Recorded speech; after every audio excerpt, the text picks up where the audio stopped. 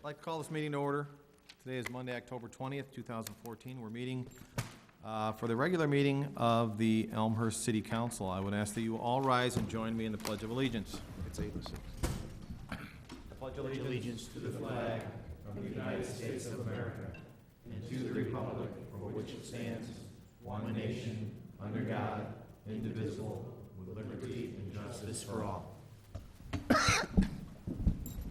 Clerk Spencer, I'd ask you to call the roll to establish a quorum. Gutenkopf. Here. Deuter. Here. Dunn. Here. Leader. Absent. Palumski. Here. Graham. Here. York. Here. Levin. Here. Healy. Here. Honquist. Here. Kennedy. Here. Mulliner. Here. Wagner. Here. 12 present, 1 absent. 12 present, 1 absent. We have a quorum. Good for us. Okay. Agenda item number 3, recognition. I'm going to ask Police Chief Ruth to join me over at the podium over there. I have a couple nice words to say. And You don't mind if I have like that? absolutely. Whatever you want, Chief. Okay, this part of the agenda actually is an opportunity to toot our own horn a little bit, or actually offer recognition to Chief Ruth and the police department. As I think many people are aware, and we've gotten a lot of good press out of our neighborhood roll calls. It's something that was introduced this year and was very successful, more than one article certainly in the paper. Personally, I know the first neighborhood roll call, I received a panic text about what was happening in the neighborhood, and I believe City Manager Grabowski and Assistant City Manager Kopp received similar phone calls or emails about what on earth was going on, which meant that it was working right off the bat. So we're talking about our neighborhood roll call program, and recently we had an opportunity. The City of Elmhurst is a member of DuPage Mayors and Managers, and we had a forum, an innovation forum, and we submitted our program for innovation, in which we presented our program against, I want to say, 16 other communities. And I was fortunate enough to attend Burr Ridge, Downers Grove, Glen Ellen, Hinsdale, Naperville, Oak Brook, among others. And it was a very interesting event where all of these municipalities were supposed to present innovative ideas on how a municipal government maybe handles a certain problem, or tries to interact with the community, or interact with the community. And part of the innovation, in my opinion, and it was a common theme, was most bang for your buck. How much impact could you have without spending a whole bunch of dollars? And at the end, actually, the presentation was made by Chief Ruth and presented to all of our peers. I think there was about 60, 65 people in the room, and a vote was cast. And I'm very pleased to say that we won out of all of those towns that presented. We won the Municipal Innovation Award. And I want to congratulate Chief Ruth and all of the gentlemen at the police department who were involved. And I'm going to give Chief Ruth an opportunity to explain a little bit about the program again. Thank you. Congratulations. Thank you. The neighborhood roll call was an initiative that we moved forward at the beginning of the year, the spring of this year. And really what it does is it brings the police officers that are assigned to patrol that particular neighborhood to the residential neighborhood. So it's an opportunity for the residents to meet the police officers that are assigned to patrol their community in front of their homes, on their sidewalk. And it takes about 10 to 15 minutes, but it is quite an impressive sight to see all the squad cars in that sector all come together at 6 o'clock and get out and line up on the sidewalk. And we do a brief roll call, and we give an overview of what has occurred within the last 24 to 48 hours. And then we also open it up. We introduce the officers that are patrolling their particular areas, and we answer any questions that they may have, and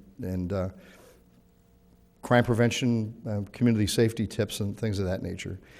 And really, it really came down to the supervisors that were running this. They were the ones that we gave them the concept, and they took it, and they really moved forward with it.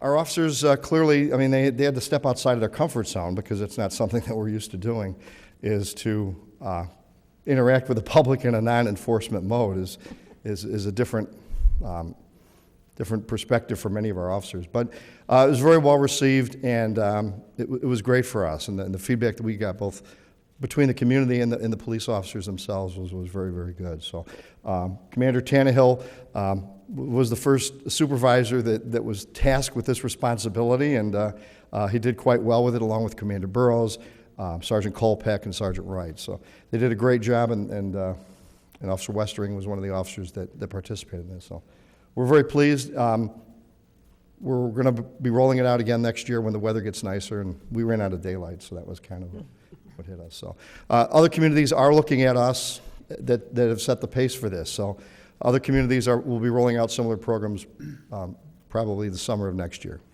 How much did it cost the city, Chief? Didn't cost us a penny. But it didn't. In terms of a budgetary impact, the manager will be pleased to hear it. We had no budgetary impact, but its value is priceless.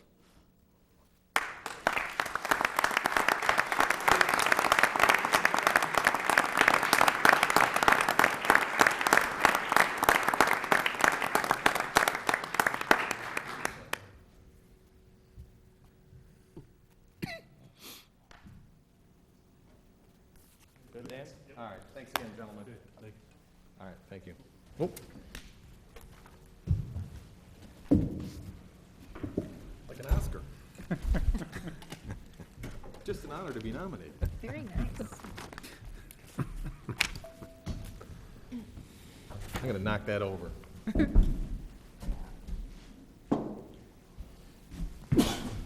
Bless you. Okay, thanks again, Chief, and congratulations to everyone in the department who was involved. On to written communications, agenda item 4. At this time, is there anybody in the audience who has any written communications they wish to submit? Any written communications? Seeing none, we'll move on to public forum. I just had a brief chat with Clerk Spencer. It's my understanding that for some reason the sheets did not, Back here? the sheets out there or not? I was late putting them out, Oh. so maybe if you want to take hands.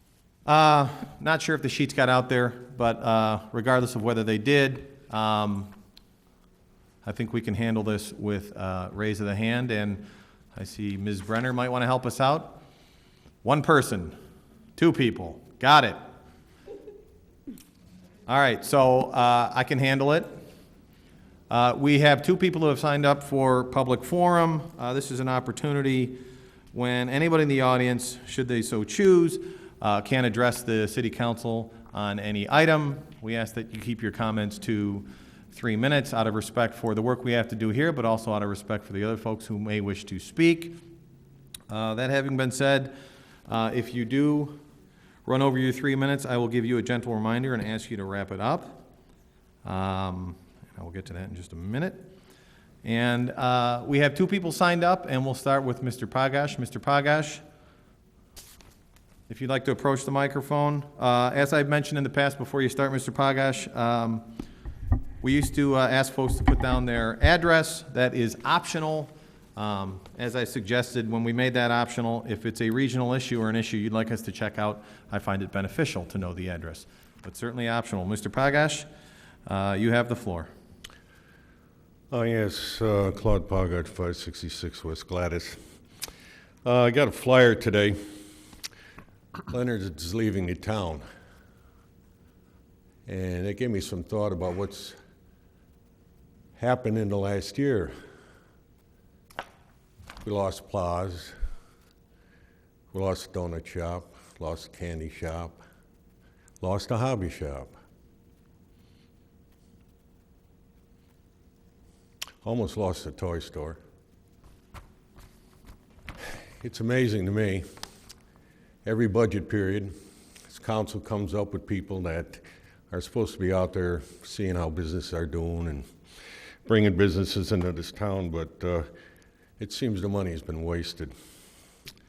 Also on the agenda that's going to be discussed tonight over here, we've got Addison. We're going to repave it and put flower boxes in. I just wonder if we're working over Addison because of the endless trucks that are going to be coming down it that are going to destroy the street. Unfortunately, Bertaux, which is also taking a pounding, doesn't seem to appear up in this. So I guess that's in a residential area, and Addison just happens to be in a business area, so the residents will have to pay for Addison before they get any cure on Bertaux. Also, we have in here that the council is going to talk about the tax assessment. Isn't that just wonderful? They're going to talk about the tax assessment, and I hope that they throw in there just what it's going to cost them for general obligation bonds, since I'm putting in a force main and a nice big tank, and I'm also giving money away, tax dollars endlessly, so somewhere along the line, I guess I'm going to have to pay for all those general obligation bonds. As a secondary note, looks like Han passed and all that. It's amazing. We have developers that come into this town. I assume they get a building code from our building department. I think it has one.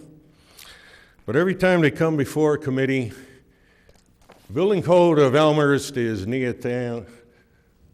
It's based on the Romans' method of building, and every committee rolls. We're going to put up structures according to their building code, because our building code doesn't satisfy any of their needs. So we're going to use their building code, and the council and all the committees will just say, that's fine, we have a building code, but it is of little value in the opinion of those that would like to develop. And I finally come to the conclusion, since the chairman of one of the committees said that maybe 6 stories is the new norm for Elmhurst. Well, gentlemen and ladies, I've come to a conclusion. Why hesitate? Why hesitate at all? Let's just build 60-story buildings.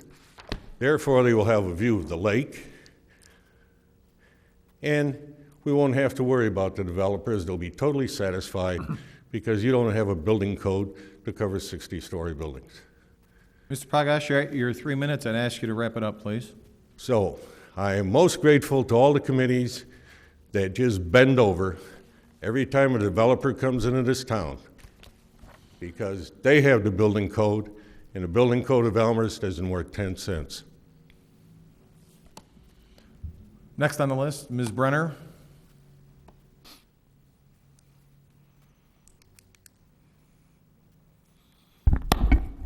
Tamara Brenner, you guys still know where I live, and pretty soon if this automatic license plate reading device comes to town, you're going to know where my car is at all times too, which I'm not real happy about, but I probably can't do anything about it. There's been a lot of stuff happening in the zoning world this year and in the past couple of weeks. It seems very clear now that everything that's happened has been in service of the vision that was discussed in closed-door meetings in September of 2012 that the public was able to get access to due to the Open Meetings Act violation.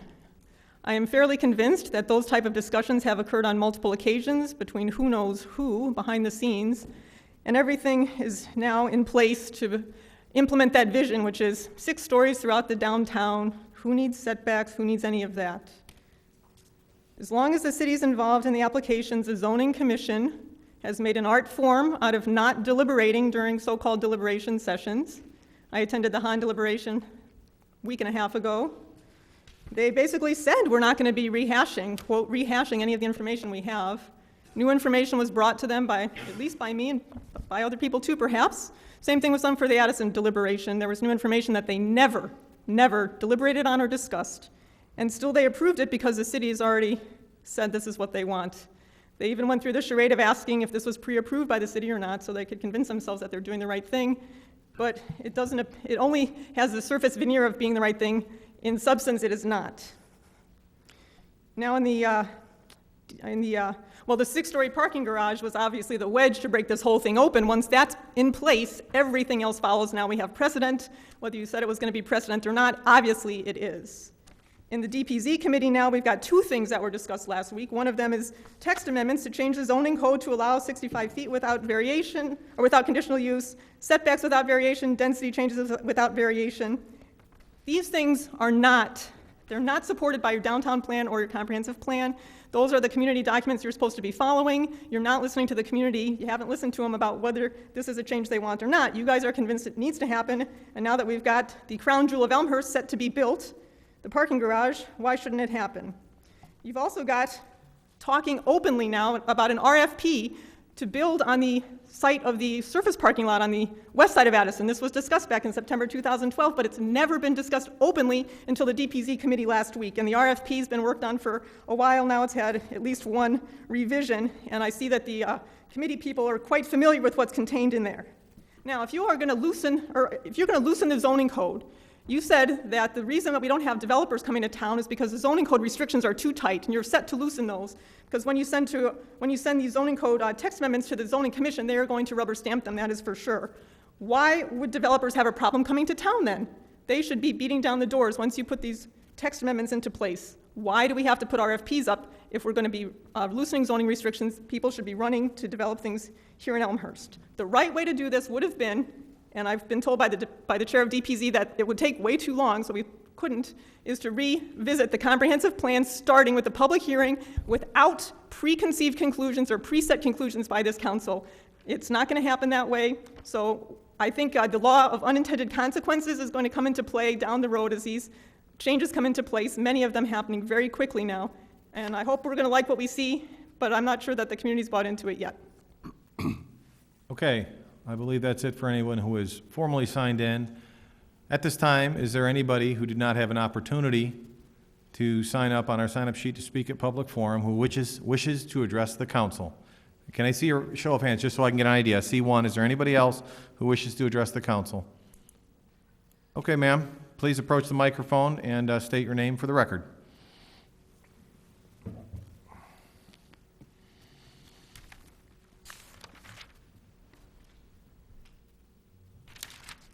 Paula Wolf, 444 Larch. Could you, I'm sorry, I missed that. Paula Wolf. Oh, thank you. Okay. I'm a senior citizen. I keep remembering the questions I have. Maybe I've missed answers that have been given out. I don't know. And what impacts me the most is the flooding, the streets flooding.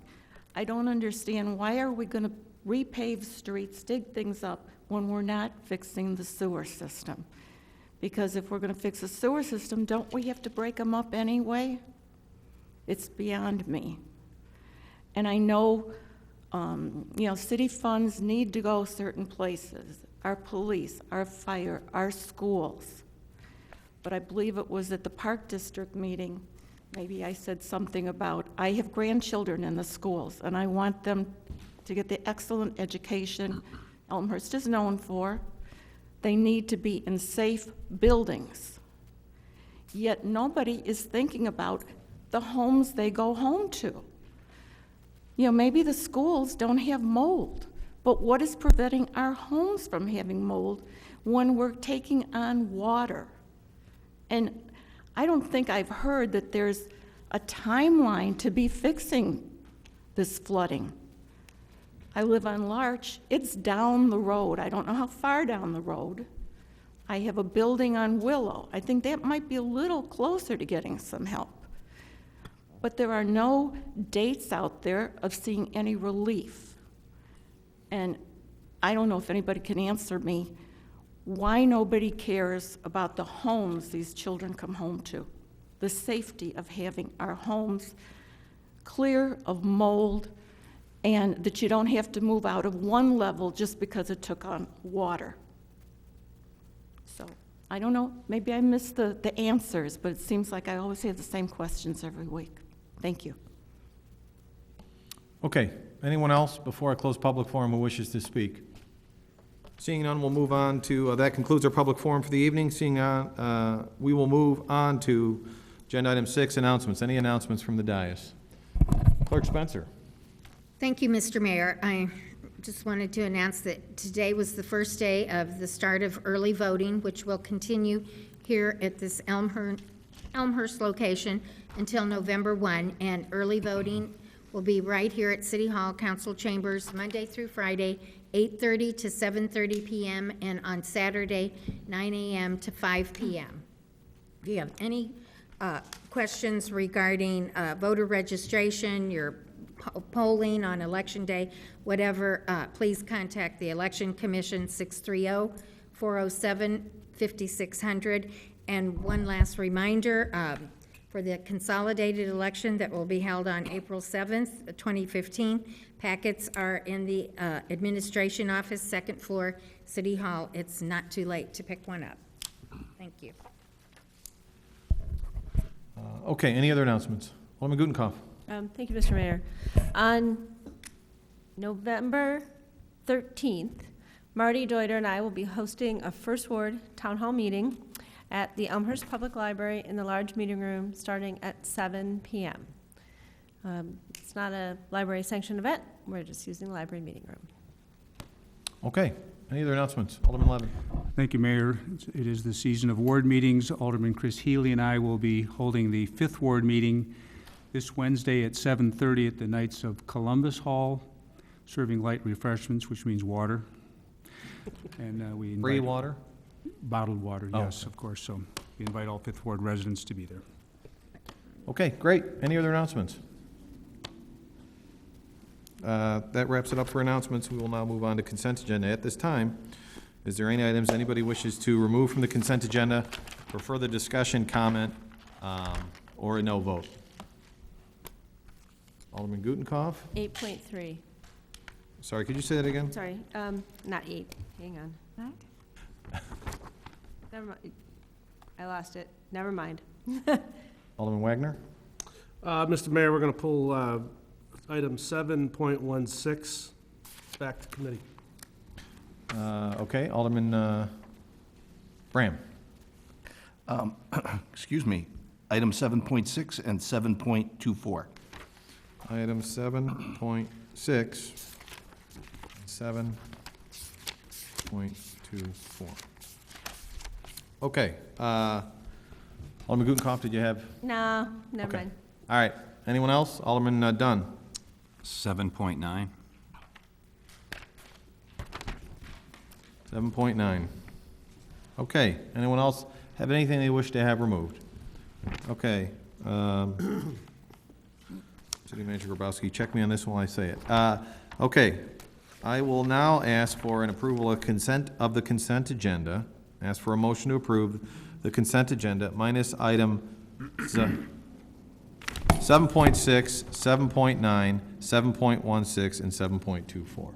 That is correct. Okay, so a motion to approve. Alderman York, second by Alderman Dunn. Clerk Spencer. York, Aye. Dunn. Aye. Leader, absent. Palumski. Aye. Graham. Aye. Levin. Aye. Healy. Aye. Onquist. Aye. Kennedy. Aye. Mulliner. Aye. Wagner. Aye. Gutenkopf. Aye. Deuter. Aye. 12 ayes, 0 nays, 1 absent. 12 ayes, 0 nays. Motion passes. Consent agenda is approved minus items 7.6, 7.9, 7.16, and 7.24. On to agenda item, first agenda item pulled, 7.6. This is a report out of Public Works and Building Committee. Clerk Spencer, I'd ask that you read the recommendation. It is therefore the recommendation of the Public Works and Building Committee that the City Council approve the purchase of one Ford Fusion Hybrid from Curry Motors in Frankfort, Illinois, to replace an E28 for the amount of $24,641, which includes the trade-in value of $500, and that the city attorney prepare the appropriate resolution. Signed by Jen Kennedy, Chairman Chris Healy, Vice Chairman Diane Gutenkopf, unsigned by Michael J. Bram. Okay. Public Works, Alderman Kennedy. I will ask for a motion to approve the report and recommendation as read. Put this on the floor. Approve, motion by Alderman Kennedy, second by Alderman Healy. Alderman Kennedy, this is your report. Thank you, Mr. Mayor. I'm going to defer to Alderman Bram, who pulled the report. Alderman Bram, you pulled this report. I assume you wish to opine. Thank you, Mr. Mayor. As the committee is well aware, and obviously all the other council members as well, I did not sign this report. I pulled the report just to make clear on my rationale behind it, since I did get a couple of questions from some of my aldermen offline. I did not sign the report from a standpoint of we as a city, at least in my tenure, has always adopted either the policy or practice, and we've had that some debate in our committee about if it's a policy or a practice, of utilizing in the pool vehicles any older police vehicles. And I give thanks to Alderman Wagner because 2 weeks ago he pulled the police car report due to my concerns of why aren't those being utilized for the two different reports we have before us tonight for Public Works.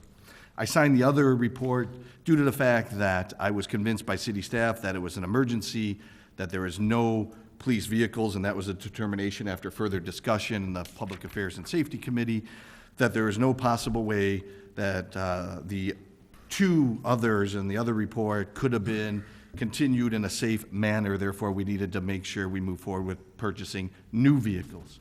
I believe this is a change in policy or a change in practice at the very least of purchasing new vehicles for the pool vehicles for the city of Elmhurst, and I don't think that's an appropriate practice because we're spending more dollars. But the other piece of the puzzle is the roles that these have been stipulated to be utilized for. I wasn't convinced by at least what I've heard in the committee meetings that there is a necessity for these roles to have a dedicated pooled resource car to be used, especially a brand-new one. Thank you. Okay. Any comments? Seeing none, I'll ask Clerk Spencer to please call the roll. Kennedy. Aye. Healy. Aye. Honquist. Aye. Mulliner. Aye. Wagner. Aye. Gutenkopf. Aye. Deuter. Aye. Dunn. Aye. Leader absent. Palumski. Aye. Graham. No. York. Aye. Levin. Aye. 11 ayes, 1 nays, 1 absent. 11 ayes, 1 nay. Agenda item 7.6 carries. On to 7.9. Another report out of Public Works and Building Committee. Clerk Spencer, I'd ask you to read the recommendation. It is therefore the recommendation of the Public Works and Buildings Committee that the residential storm water management incentive program as outlined above be approved. Signed by Jim Kennedy, Chairman, Chris Healy, Vice Chairman, Diane Gutenkopf.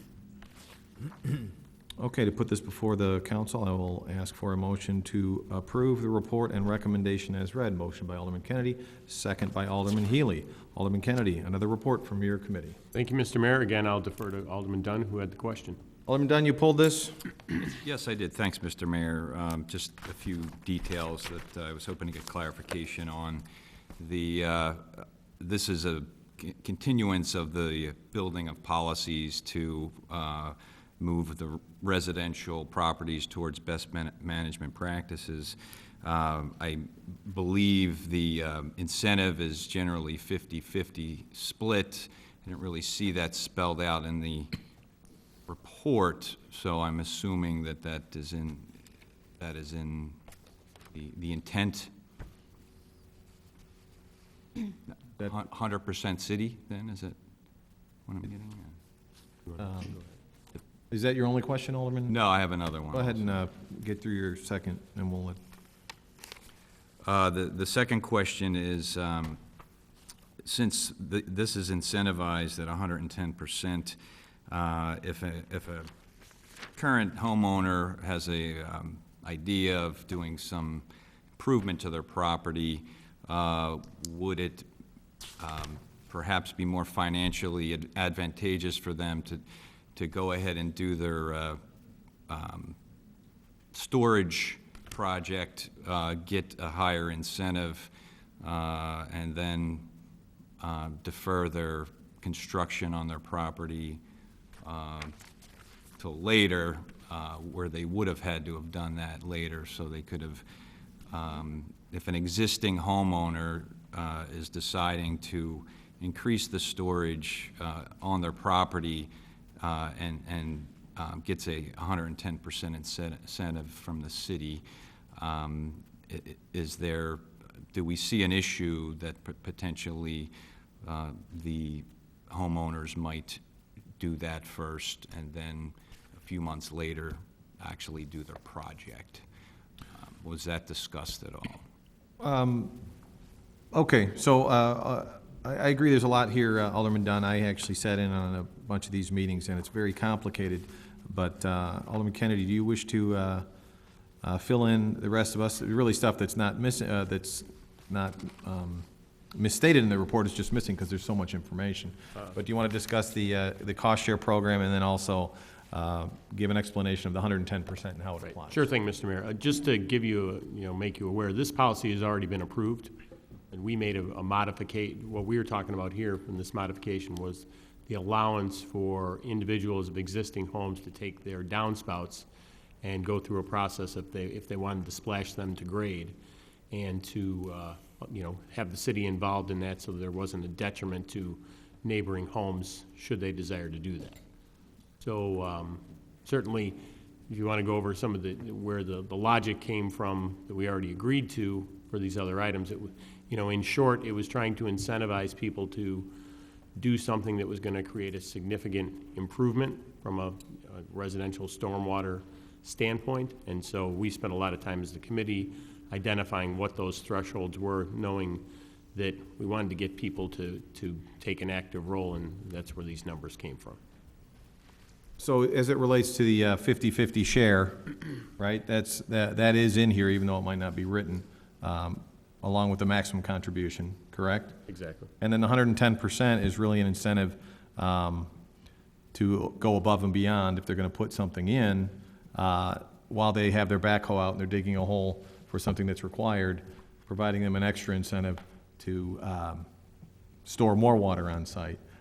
And the committee felt, and speaking on behalf of the committee, but the committee I know at the time felt that the cost per square foot, even on private property, was a pretty good bargain for us to store more water, even when compared to some of our big projects that we're promoting. So. I get maybe the particular sentence I have a question on in the report. The third paragraph, about midway through, towards the end of the paragraph, this program would also apply to existing homeowners that are not increasing impervious area, but want to add these systems. I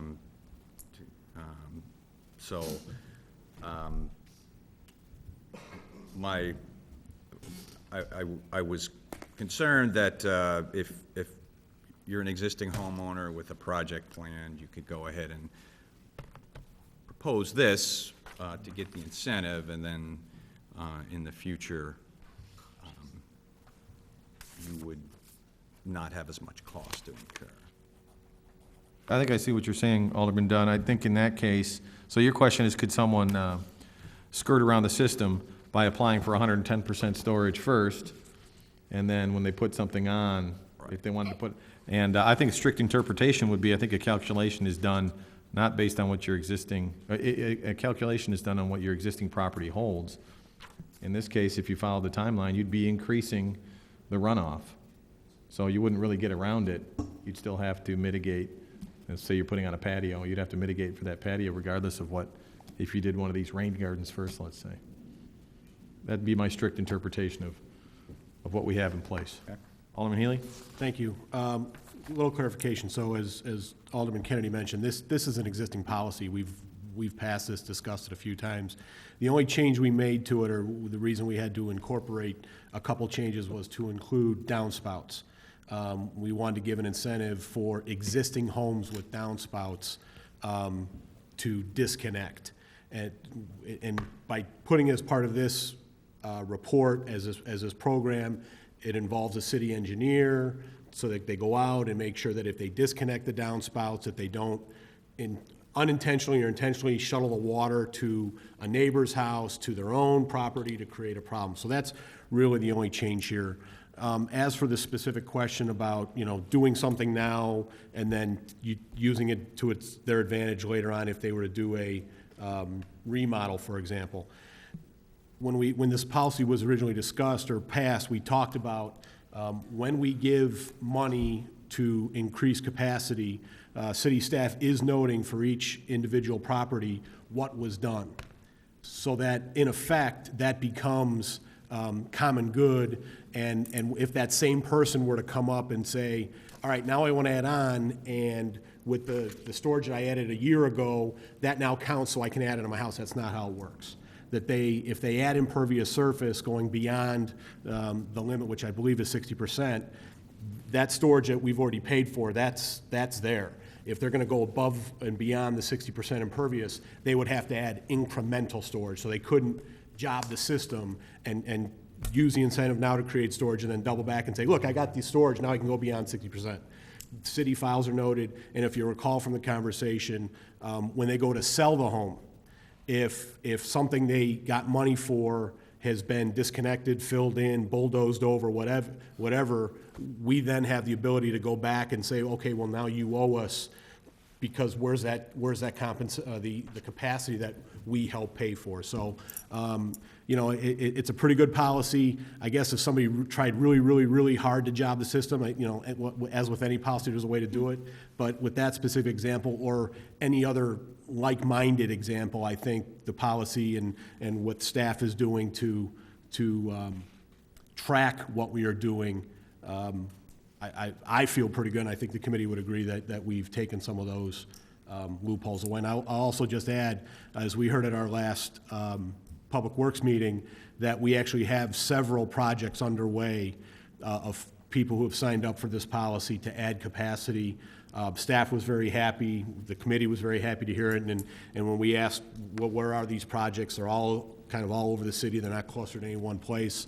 And we think, depending on when the bills come in, I believe two of them were already under, shovels had been put into the ground. We think we'll spend the $50,000 we have budgeted, and potentially going to have a conversation in the next couple of weeks about how much and what we want to put into next year's budget. So that's kind of an aside, but a little FYI for the council.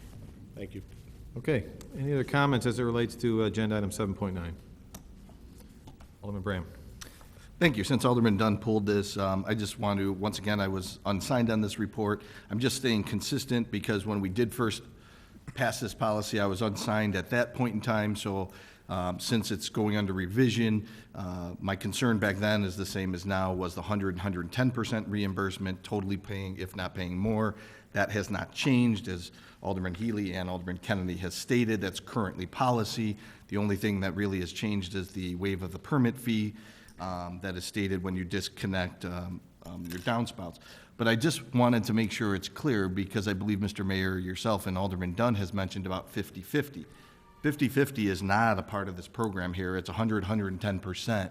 I want to make sure everybody's clear in this room, and anybody who watches this, that that's a totally different program, that this is 100% reimbursement up, thank you, Alderman Healy, 100 or 110% contribution from the city up to a maximum of $5,000. So there's no 50% in the calculations at all here. Okay. Any other comments? Seeing none, Clerk Spencer? Kennedy. Aye. Healy. Aye. Conquest. Aye. Mulliner. Aye. Wagner. Aye. Gutenkopf. Aye. Deuter. Aye. Dunn. Aye. Leader absent. Palumski. Aye. Graham. No. York. Aye. Levin. Aye. 11 ayes, 1 nays, 1 absent. 11 ayes, 1 nay. Motion passes. Item 7.9, report out of Public Works passes. On to agenda item 7.16. This is a report out of Public Affairs and Safety. Clerk Spencer, I'd ask that you read the recommendation. It is there, What did I say? Wasn't that being pulled? Oh, therefore, we are pulling it back. okay, back to committee. Chairman Wagner pulling it back to committee. Okay. 7.24. This is a resolution. Clerk Spencer, I'd ask that you read the title. A resolution determining the estimated property taxes to be levied by the city of Elmhurst for the 2014 tax year. Okay, to put this forward before the council, I'd ask for a motion to approve the resolution. Motion by Alderman York, second by Alderman Dunn. Alderman York, this is following city policy, I believe, that your committee established last year. Would you care to add to it? Thank you, Your Honor. There's really not a lot to add to that, except that the council unanimously approved this methodology for estimating this placeholder for the truth and taxation laws. That's really all I got. Okay, so this is a placeholder we're required to vote on by law before Yes. we get into the nitty-gritty, and ultimately a tax levy recommendation will be coming out of your committee, yes? Yes. Okay. Alderman Bram, you pulled this. Yes, thank you, Mr. Mayor. The reason why I pulled it was to publicly have that exact explanation by yourself and Alderman York. A resident here tonight mentioned this in regards to the tax levy. This is the first step in the process. This is an estimation. This is not the actual vote on the levy itself at this time. This is a process we have adopted for, Alderman York said, I don't know, a few years now. So this isn't the final vote on what the city of Elmhurst is levying to the residents. I just wanted to make sure that that was publicly clear since there was resident comment in the public forum. Got it, okay. Seeing no other comments, I ask Clerk Spencer to please call the vote. York. Aye. Dunn. Aye. Leader absent. Palumski. Aye. Graham. Aye. Levin. Aye. Healy. Aye. Honquist. Aye. Kennedy. Aye. Mulliner. Aye. Wagner. Aye. Gutenkopf. Aye. Deuter. Aye. 12 ayes, 0 nays. One 12 absent. Whoops, sorry. Sorry. 12 ayes, 0 nays. Agenda item 7.24, resolution passes. On to agenda item 8, reports and recommendations. I will try to keep mine short. Bless you. That's not my report. Two things of note. Last Wednesday, we had basically a citywide or a comprehensive stormwater, sanitary system, flood meeting here at City Council. It really was a general update for the city. I think we broke into, was it 5 different groups? Broke into 5 groups. We had city staff present. We had engineers from, not only engineers from the city, but engineers from Burke, engineers from RJN, and also we had elected officials. I want to extend my thanks to all the members of the Public Works Committee who I know worked on this, but also Alderman Healy, Alderman Bram, and Alderman Gutenkopf all volunteered to take one of the breakout sessions and remain there and answer questions to the public, and just adding yet another night to their aldermanic schedule. So I thought it went very, very well, and I appreciate all of the hard work, not only from the elected officials, but city staff, and I think we had about 100, maybe even a little more than that, that actually showed. So, and then the other reason why I'm keeping it brief tonight is we are in budget season. So immediately following this meeting, we will be going into a committee of the whole, and we will begin our budget process. We got a little bit of a glimpse of this back in August when the 5-year capital plan was presented.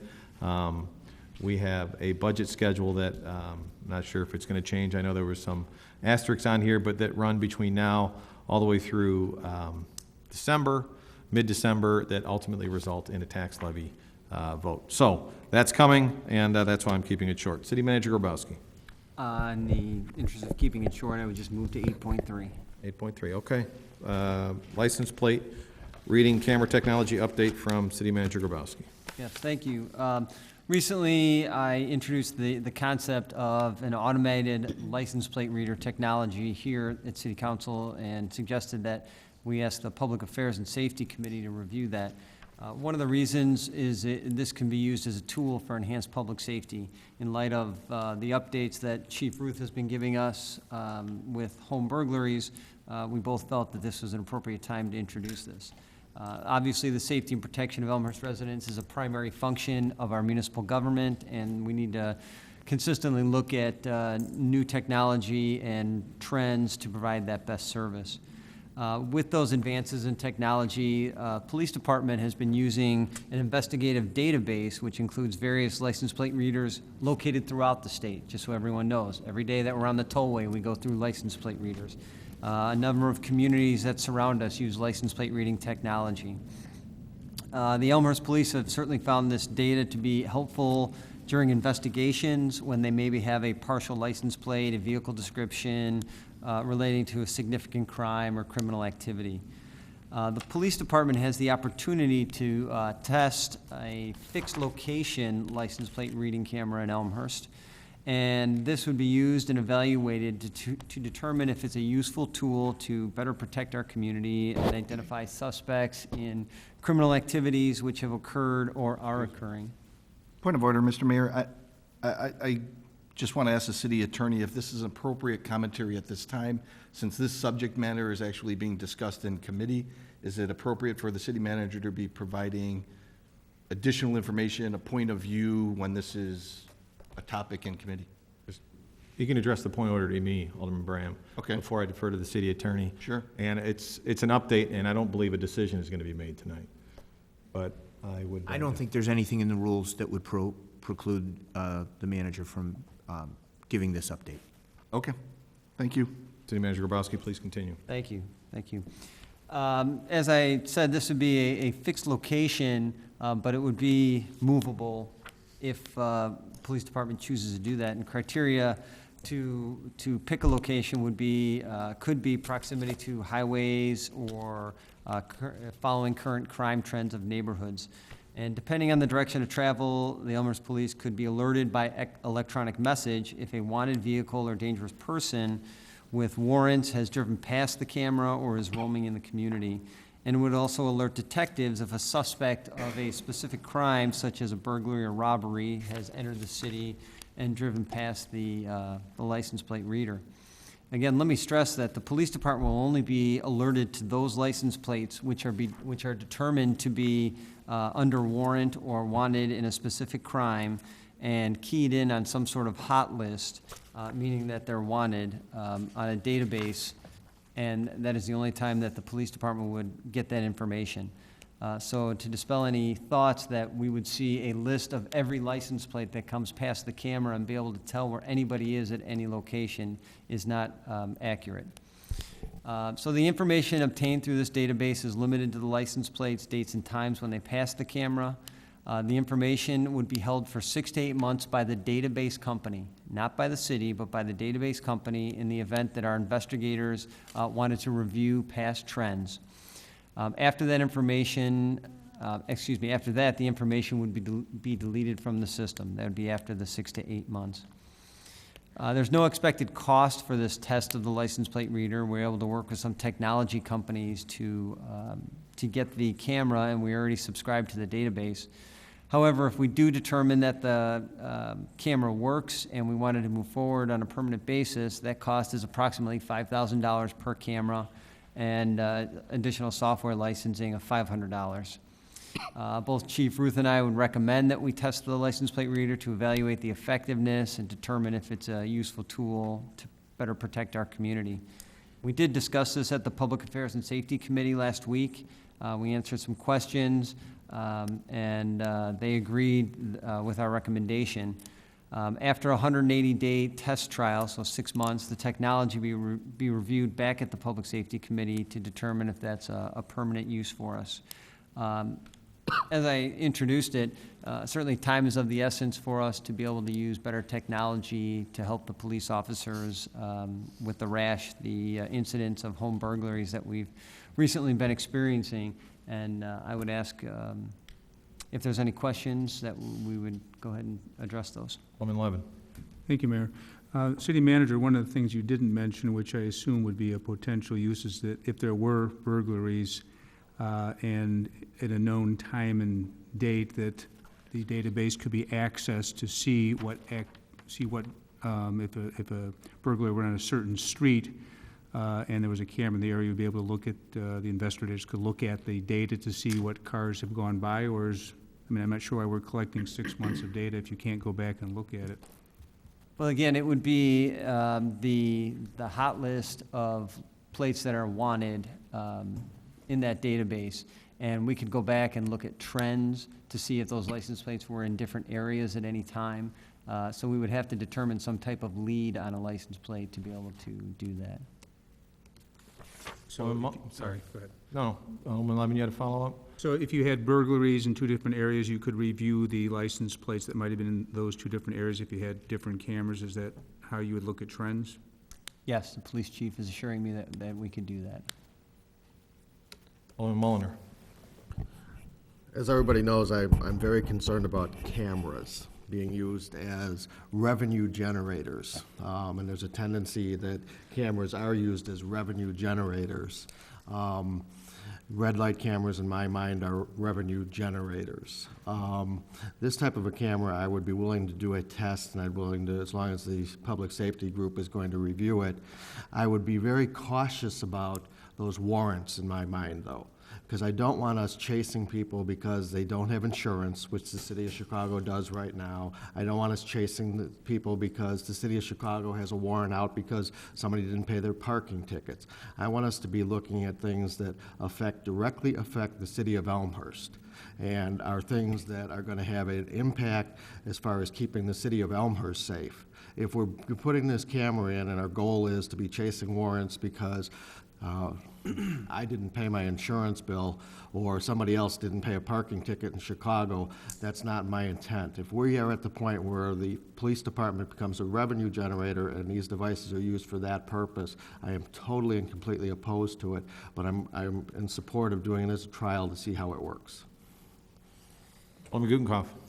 Thank you, Mr. Mayor. I actually have questions in two different areas. Given that I understand the Public Affairs and Safety Committee has already discussed this, and that we're getting an update from the city manager tonight, am I correct in making the assumption that there will be no report out of PANS recommending that we adopt these cameras, and that in fact we're moving forward with these cameras, and that's why we're getting a report from the city manager? City manager. That's correct, because this is an operational issue for the police department, and really there's no expenditure to be approved. We did talk about it and answer questions at Public Safety. The recommendation was to come back to the City Council with the information and answer any questions that might be here.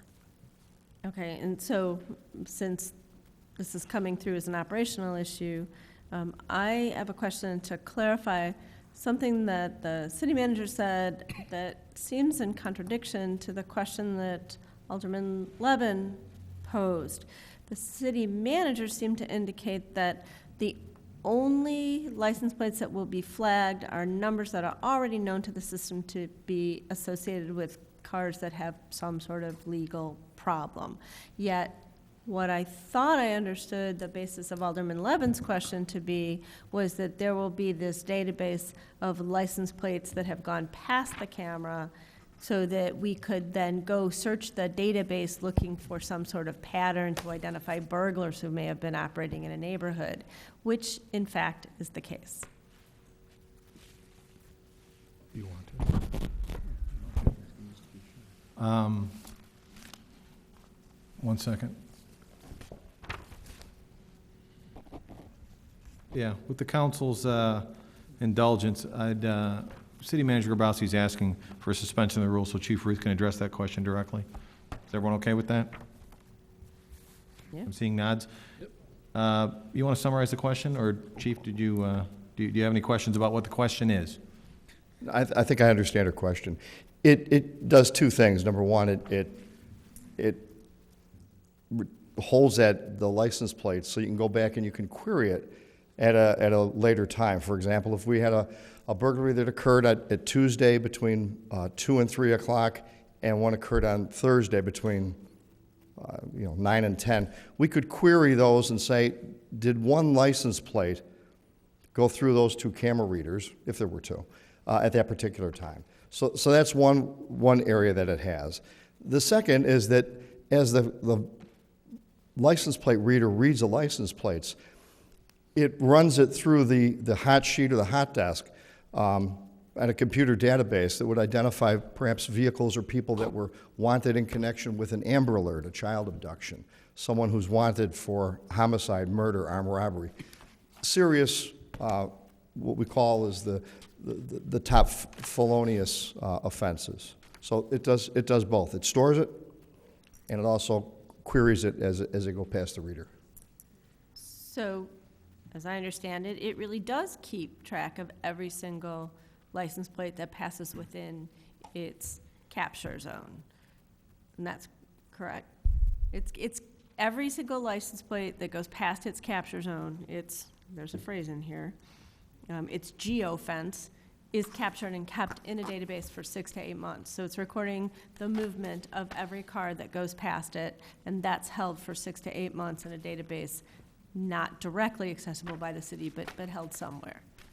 That's correct, and my point was that not every license plate that goes through there is sent to the police department. So we don't get a list of every vehicle that goes through the camera every minute of every day. Unless we have some reason to query the database. Correct. Correct. Alderman Bram. Thank you, Mr. Mayor. Alderman Gutenkopf's prior question is something I want clarification on.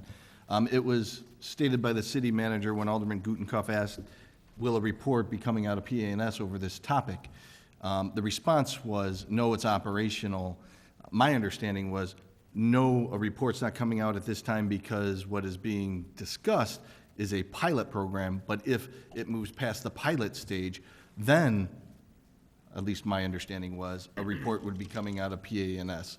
Is that the case, or are we saying that the city manager is making the decision for the pilot No, that's- as well as the overall implementation? That's the case. I think he was answering one question specifically, but yes, it's my understanding as well that the test is part of the data collection and ultimately will go to PANS for final report and approval. Thank you. Alderman Wagner? Yeah, just a one, that was my understanding during the discussion as well, but I would like to say that doesn't guarantee a report's gonna come out. It will be So discussed. it will be discussed, but. Got it. Just to be clear. Alderman Healy? Not a guarantee. Thank you, Mayor. 2 points. First, I think the idea of having the city manager report on this issue is a very good one. Alderman Mulliner touched on camera sensitivity, and I certainly share those sensitivities. So the more we can do to get the word out that this is not a revenue generator, I think that's a good thing. And I think people, when they hear cameras and Big Brother, they tend to get a little, their eyebrow goes up a little bit. So I think this is good that the manager gave the report and we're having this conversation. Secondly, I'm fully supportive of the idea. I think it's a great idea. While I understand the sensitivities, I don't share them with regard to this program. So the 5th Ward, which borders the 4th Ward down by Sandburg, we know from the past that there have been several rings that operate in town, burglary rings, and that we know that on at least 2 occasions that I'm aware of, when we caught the bad guys, they took that 290 eastbound ramp and pursuits occurred 290 into the city. So we know that there are easy access points to town, and particularly I know more about the 5th Ward, the south side of St. Charles, especially over the last month, has been hit hard by burglaries, and the suspicion is that whoever is doing this is using that 290 eastbound ramp, or potentially 290 westbound. They're both right there. So anything that gives our men and women in the police force another tool to possibly use, if that's the location, to catch the bad guys, I'm fully in support of. And as a citizen of Elmhurst, I drive by there, if that's where the cameras are going to go. I drive by there all the time, and I won't hesitate to drive by them. I don't care. So I think it's great that we're looking at these technologies. Okay. Anyone else? Alderman Dunn, then I'll go to Alderman Gutenkopf. Just a question, is this information FOIA-able, the license plate information that we're collecting, where others might have interest in that information? Don, you want to? Well, it's a contractor who's going to hold the data, so from that standpoint, it's subject to the FOIA. I'd have to look more closely at it to give that opinion, but just because another contractor is going to hold it outside the city, I don't want anyone to think that it wouldn't be FOIA-able, because that would still make it subject to FOIA. But we'd have to analyze the contents of the data to be able to establish whether or not it would fall under the Act or one of the exceptions. Alderman Gutenkopf? Thank you, Mr. Mayor. So recognizing that this is a pilot program and still an open issue in front of the Public Affairs and Safety Committee, I still want to go on record now that I think this pilot program is fraught with challenges in mining the data. I'm very uncomfortable that a third party is going to have access and is going to be retaining this data. I see no guarantees or no process by which the data will be deleted. I'm mindful of the fact that every resident who lives in the vicinity of that camera is going to pass that thing multiple times, so I question its efficacy in being able to capture a stranger, an outsider, a bad guy that might be driving past it more than once in a burglary situation. I don't think the city of Elmhurst should be entering into what another alderman has rightly called this kind of big brother observation. I can't support the pilot program, and I'm deeply concerned that we're going down this path. Okay, Alderman Deuter. Thank you, Mayor. I would want there to be very careful consideration about what data is collected in terms of how we use this to judge the effectiveness of the device during the pilot program. I don't know if that's tracking the number of queries, the types of fields that we're querying, but I would like there to be thought given before it's implemented about how we will judge if this is effective or not. Okay. Any other comments? All right, thanks for the update. Thank you, Chief. On to presentation of economic development activities. Mr. Mayor? Yes, sir.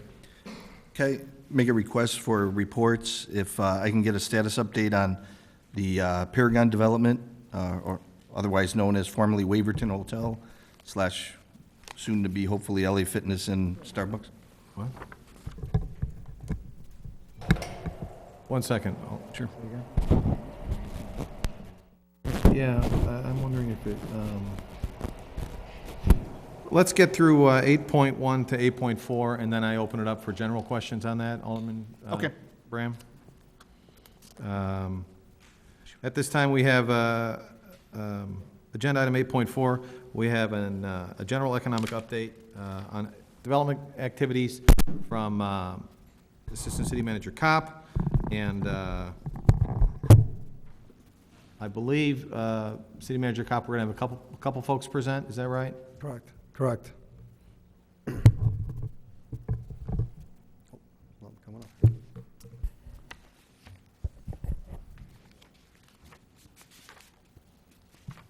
I introduce? Sure, go ahead. Thank you. As the mayor said, Assistant City Manager Mike Kopp will be making the presentation. This was requested a few months ago in regards to, I think it started with how's our vacancy rate and where are we at with our businesses. And so as Mike and I were talking, we decided a full presentation of what the Economic Development Commission has been up to, what our efforts are, would be in order. And so it took us a little while to get it together, and I appreciate all the work that Mike has put in along with the others. And Mike, I'll leave it to you to introduce those that are going to be presenting tonight. So take it away. Right, thank you.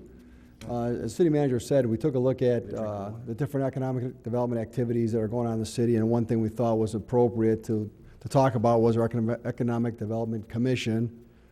And we know that the purpose of this, per our MCO, was the Development Commission shall be the promotion of the new and continued economic growth and vitality of the city. The Economic Development Commission, many of you recall, in 2010, put together a strategic plan for economic development. And part of that economic development plan was the mission statement to retain, expand, promote, attract business and industry within Elmhurst so as to enhance local economic climate, increase the city of Elmhurst revenue base, increase the value of commerce, and create employment opportunities. Looking at that mission, the Economic Development Commission said, what goals do we need to accomplish to meet that mission? And this is, I'm not going to read all of them here, but these were the tactical goals that were determined. I mean, the first one is a really important one. I think really emphasizes a lot of the efforts I think the Economic Development Commission has approached to maintain and reinforce Elmhurst's status of premier location of choice for business.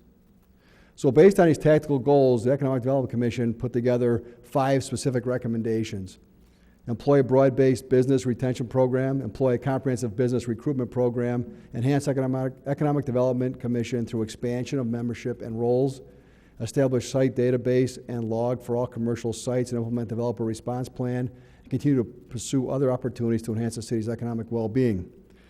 I'm going to take each of these individually and talk about some of the things that we've accomplished in the last few years on each one of these recommendations. Before I do that, I'd like to introduce the chairman and vice chairman of the Economic Development Commission. The chairman is Mark Sabatino, and vice chairman is Bill Shanklin, and they both have some comments I'd like to talk about before we move on with the rest of the presentation. So first, Mark Sabatino.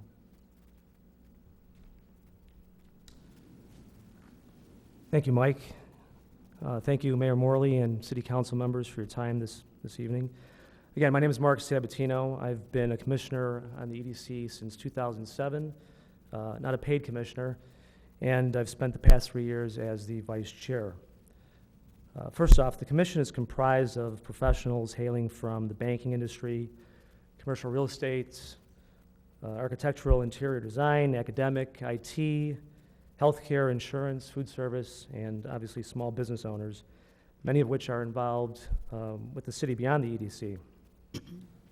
And with the growth of the commission from 9 to 15 members, we're able to capitalize on bringing in additional resources, more diverse backgrounds and relationships to assist the city in their long-range planning and goals. The growth of the commission has also benefited the city as the position of the director and the manager of economic development positions were eliminated a few years ago. As our commission has expanded, so have our roles and responsibilities in direction in collaboration with city staff, consultants, and EDC leadership. The commission as a whole has become much more proactive over the past 3 years. Our discussions are focused on various aspects of economic development assessment and plan, including community strengths and weaknesses, economic growth, development opportunities, business retention, targeting new businesses, and strategies needed to move the city forward. We were greatly involved with evaluating the 9 sub-areas which present the greatest opportunity for change within the city and required a more detailed level of examination and analysis. We then formed a subcommittee of the EDC to solicit proposals and hear presentations by various consultants to determine which of these areas would benefit the city the most, which then led to our endorsement of House Levine to create a land use plan for the North York Tax Increment Financing District. Redevelopment opportunities are always at the forefront of our meetings, and our involvement with Hahn Street, the conditional use permit for the Addison Street parking deck, and most recently the Wilder Crossing condo development were methodically discussed prior to our endorsement of these projects. Another very important aspect of the EDC is a strong emphasis on business retention visits, which have evolved into a more comprehensive and meaningful program as we have delineated 5 districts across the city whereby 3 commissioners are assigned to a given district or territory, and 1 commissioner is assigned as a team leader. And this promotes and ensures a group collective effort and teamwork while providing better coverage or canvassing of these districts.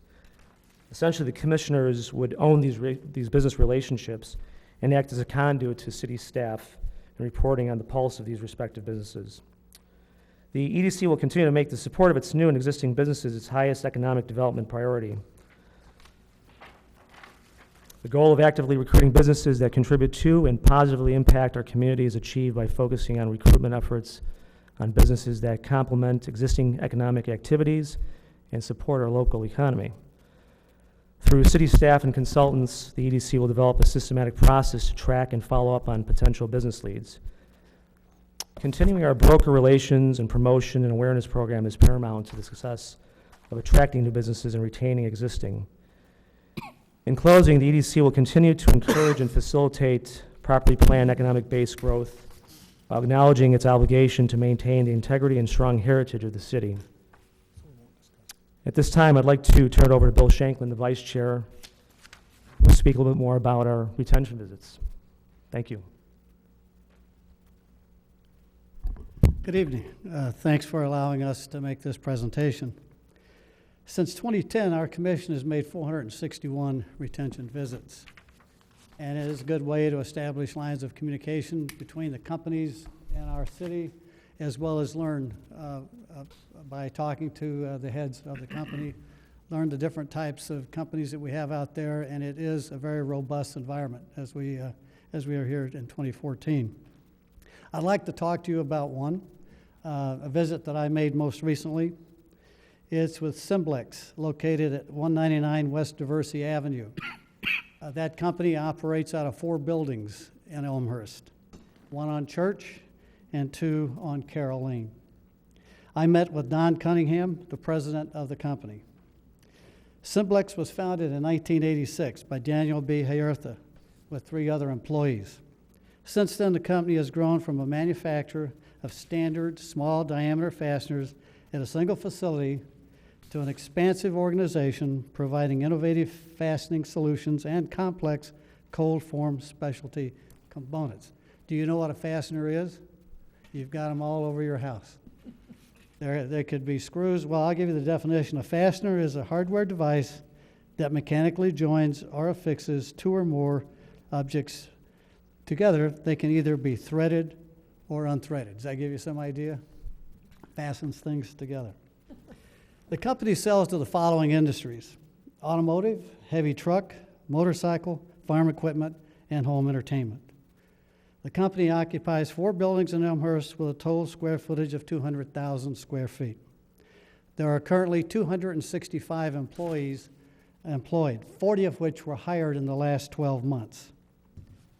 Don indicated one of the biggest problems is finding skilled employees to operate the manufacturing machines used to convert steel wire into these fasteners.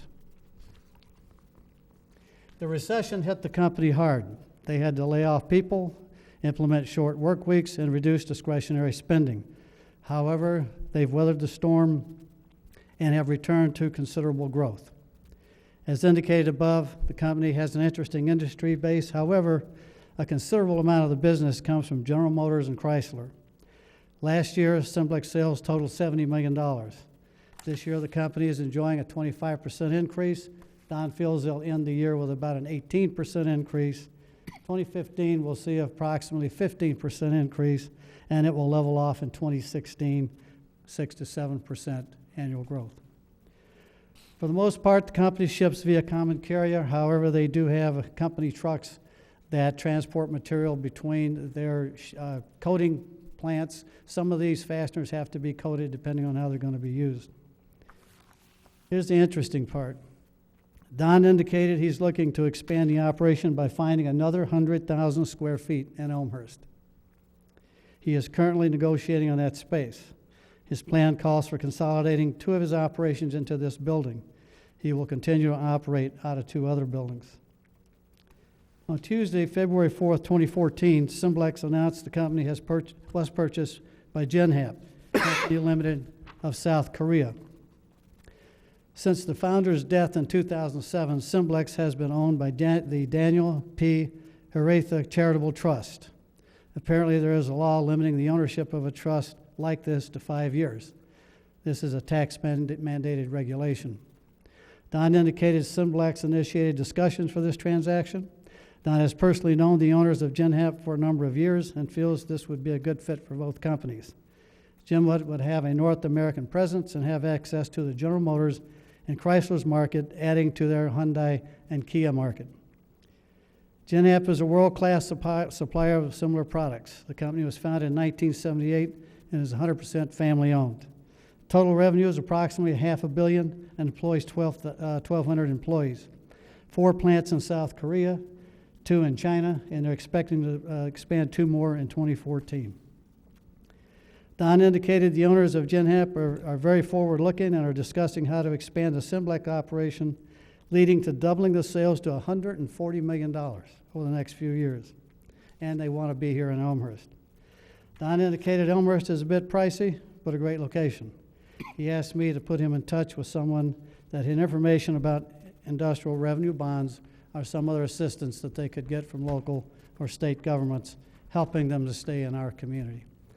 Once I returned to my office, I got on the phone, talked to Mike, and let him know. I gave him a briefing on this company and what they're trying to do, and I understand he's had conversations with them regarding this. Thank you.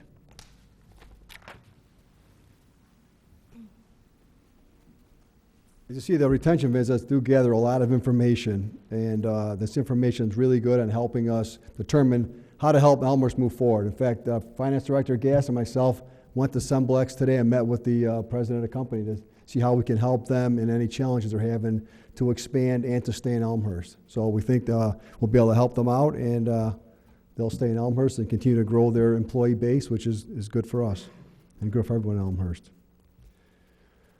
The first was the employ a broad-based business retention program for recommendations, and I mean, Bill just gave a good explanation of what we're doing with that, and he said over 461 retention visits, and just to show the list of different ones, this is not even close to the full list, but that we're looking at everything from small businesses to businesses in the industrial park, to service industries, entertainment, whatever it may be, we're hitting all of them, and in fact, we're starting to go back to a lot of them now too, because our first visits were done during the recession, so now we're going back to see how things are panning out for the companies. But good information we gather. I have here just some comments that come out of here. I mean that we pick up that the commissioners bring back. We try to do everything we can. There are a number of times when they have a specific concern, it comes back, gets sent to myself, and I do whatever I can to make sure we accomplish that, take care of that challenge, and do what we can to help that business. Just a whole, I mean, lots of information comes back, but just one thing, that picture up in the right-hand corner, that's the Elmhurst Business Park sign, and that came out of retention visits. A lot of commissioners did retention visits up in our industrial park, and a couple things come back consistently. One is, nobody knows we're here. No one knows there's even a business park back here. And that was the other thing. A lot of them didn't like it was Elmhurst Industrial Park. And so we're really not an industrial park. Industrial park gives that impression that we're doing big, heavy manufacturing back there type of stuff. It's really not what it is, and they preferred to be a business park. And we did have this concern also, people coming off the I-290 trying to find our business park, a lot of times didn't know where to go. As you can see, that's Mariano's in the background right there. So if you once you get off the 290, you can see that the business park's in that direction over there. But that's just some of the information that comes out of retention visits, helpful information, and whatever we can, we move that information forward. If you drive around down Grand Avenue over by Lake Street, down York Street, you'll see these business park signs up there. And it looks a lot like our wayfaring signs. It's not near the cost of those. This was put together by a local vendor, and we think they turned out really well. Next was Employee Comprehensive Business Recruitment Program. And what we did here is just, I mean, this is starting from 2010.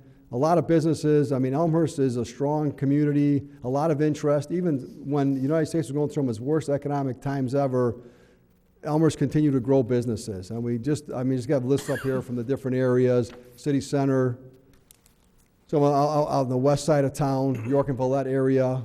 I mean, we've North Elmhurst, Spring Road, every area, every business area has seen growth, have seen new businesses. And like I said, during times of some of the worst economic times of the United States has ever seen. So we're really happy to see Elmhurst has got that strong desire for businesses to come here, and we'll continue to do whatever we can to keep those businesses here.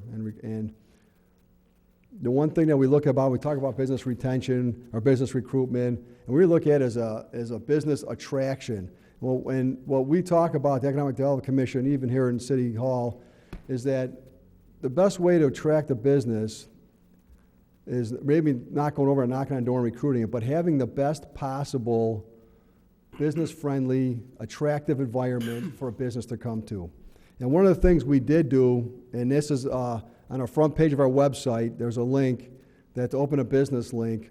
And if you go on this link, just about everything you ever want to know about opening a business is here. Everything from available properties to business incentives, to different grant opportunities, demographics. We have really good demographics on here. And quite often, before we get a phone call here at City Hall from someone looking to open a business here or from a site selector, they're on our website, and they're finding a lot of information out before we even know about it. They look at our website, and they become interested in Elmhurst. In fact, on this Open a Business link, you can go on, just business incentives, the different incentives we have in Elmhurst, everything from facade program, retail grant downtown, or tax increment financing, the TIF policy, the sales tax incentive policy. So there's a lot of different opportunities here for someone looking for open a business in Elmhurst. And in fact, when we had a study done earlier this year, some Elmhurst College students, along with the director of the MBA program, Kelly Cunningham, looked at a survey of why businesses go to where they go, whether they come to Elmhurst or really looked at other towns, not Elmhurst, but other towns, why they went there. Two of the top things were proximity to home and then rent.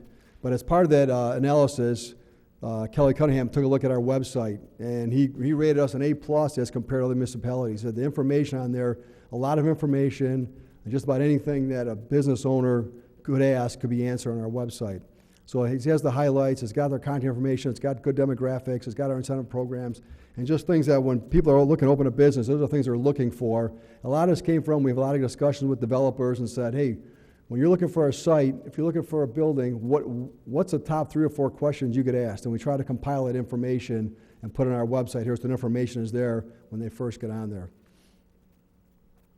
This is another thing that's on there is available properties. And since this was instituted around 2010, 2011, over 6,000 visits have been to this site. It's listed by retail, office, industrial, whatever you may be looking, you can separate it by that. It's got the contact information of the brokers. It's got an overview of the property. Let me see if I can just go on real quick here. And, this is part of our relationship with our brokers, too, to keep us informed as far as what's out there. It's hard for us. We try the best we can to keep an idea of what's out there and what's not out there. But just as an example, you see those come up here. It'll give you the information. It'll give you the broker's name, the broker's phone number, broker's email, contact information. It gives a brief description of the available property. You can even click on and see what the actual flyer is for that property. And it shows dimension, shows the locale. So it's been a really good tool. We have a lot of good about the available properties link. And a lot of times we'll get calls from people who open a business or developers saying, hey, I saw site 21. What can you tell me about? How can you help me out with that? So it's another thing we put on there. I think it's an attractive tool that can be used by people looking for open a business in Elmhurst. And a lot of that, when they're looking for those things, it's the vitality. It's all the things. The more we can answer the question before they ask it, the better it is. And on our website, we look at Explore Elmhurst site. We've added some things to that. We've hosted these retail real estate events, and we've done one every year since 2011, 12, 13, and 14. Of over 350 brokers go to those. It's a great networking event. We have the opportunity for brokers and building owners to highlight their properties. It's a great networking event. We've actually had deals that have happened because we were able to put 2 people together, either a broker with a building owner that has a tenant for them, and it's worked out really well. The industrial broker event, we did one in 2012. We haven't done one since because as we talked to our industrial brokers, they said there's nothing available to show. We did it in 2012. That was during the recession times. There were a number of properties, so we did a tour of the different properties that are available. What we're hearing right now from our industrial brokers is less than a 3% vacancy rate in our industrial park right now, or business park, and there's really no need to move forward with another industrial broker event at this time. We also last year, for the first time, sponsored the Elmhurst Women in Management event. For our first one, had 80 attendees. It was a networking and educational program, very well attended. They're asking already when we're going to do it again next year, and I think we're looking at a date of February 17th to do it again. Again, it'll be a different topic, but it's a great networking event. We've even invited people, women at that time that had interest in coming to Elmhurst to show them that these are the kind of things we do in Elmhurst, and they're very impressed with it. A couple of things we do, we attend all the ICSC events, the International Council of Shopping Centers. There's 3 of them mainly in Chicago here. The February one is basically an educational one. They talk about the current issues going on in the retail business. It's also a networking event. The August retail conversation is really to go out there to figure out which retail businesses are expanding. And then the October deal making is really the big one. There's everyone from brokers to lenders to business owners to municipalities. And it's just a real thing to develop relationships, develop partnerships. See who's out there looking for what. We always have a booth at the event. That's our booth right there in the picture there. And we have a lot of good input. And we catch some leads from going through those things and just develop that relationship with brokers and different business franchises. So our economic development dashboard, quarterly we put this together, and it just basically keeps track of the different leads we're working with. And it's hard to see what the numbers are on that thing. But there was a total of 370 leads and prospects. If you look on the left-hand side there, that's not near the full list, but it's just an idea of the types of businesses that are interested in Elmhurst. The bottom yellow part are ones that are actively looking for a property, looking for a lease. The other ones are just Those are prospects looking for actual property. The leads are just ones that we've made contact with, have talked to us, have called us. On the right-hand side, it's broken up by the different segments, whether it's entertainment, whether it's restaurant, whether it's retail, whatever it may be.